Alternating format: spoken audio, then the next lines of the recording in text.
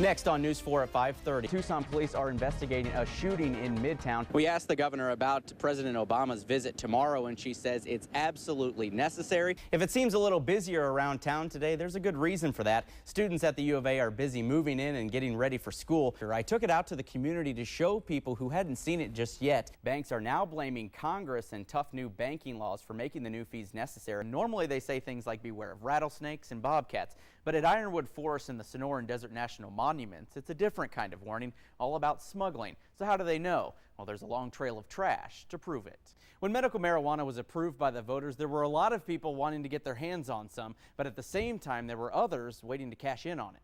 A convicted rapist on the run from police for about a month is back behind bars. Thousands of fans coming into town for the game tonight were greeted by a longtime Tucson landmark that got its annual facelift today. Next on News 4 Tucson at 5:30, an effort to help out the community, all part of United Way's Days of Caring. Hometown Heroes Salute, honoring Arizona's service members who've served their country. And Mark Kelly begins a new chapter in his life today. News 4 Tucson at 5:30 starts right now. Live. This is News 4 Tucson at 5:30. Good evening, everyone, and welcome to News 4 Tucson at 5:30. I'm Greg Dingrando. We'll have more on the Days of Caring in a moment, but first we begin tonight with breaking news. The latest developments with the controversial Rio Nuevo project. Late yesterday afternoon, the Rio Nuevo Multi-Purpose Facilities District filed a notice of intent to sue the city of Tucson over Rio Nuevo. So what does this mean? Well, it's the first step in the process of actually filing a lawsuit against the city. Rio Nuevo has a long and tethered history. Audits are being done to determine if there's been any criminal wrongdoing with financial affairs. The FBI has their own investigation going on. A lot of money has been spent, but many people believe there's not much to show for it. One city council member wants the audits and investigations completed to find the guilty parties. We'll have more on this developing story tonight on News 4 Tucson at 10. Well, not exactly the greatest forecast for the club crawl that starts tonight and all the haunted houses that just opened up this weekend. Although the haunted houses have the roofs over them, so... Well, yeah, so maybe that's the place to be. That is the place to be, but yeah, club crawl probably going to need the umbrella tonight. Wouldn't put it away either. I think we're going to need it over the next 72 hours. Live look at Doppler.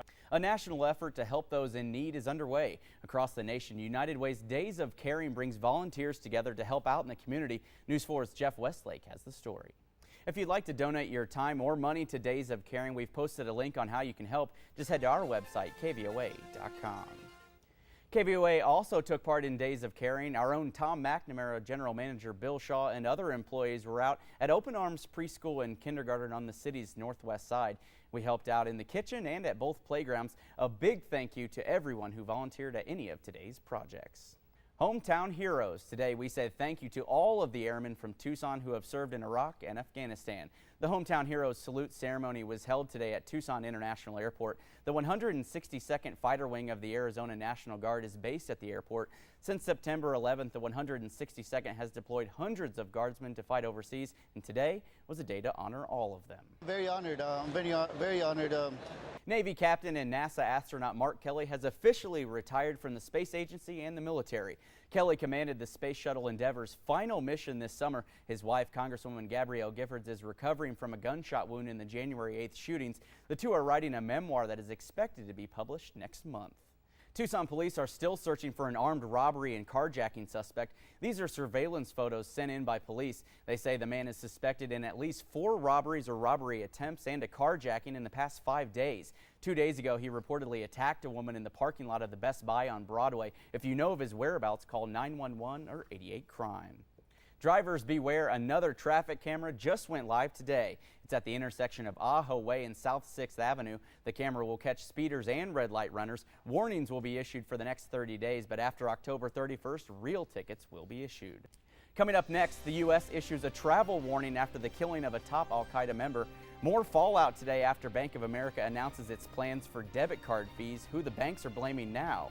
And later in sports, highlights from today's game between the Wildcats and the Trojans. You're watching News 4 Tucson, Southern Arizona's first local news in high definition.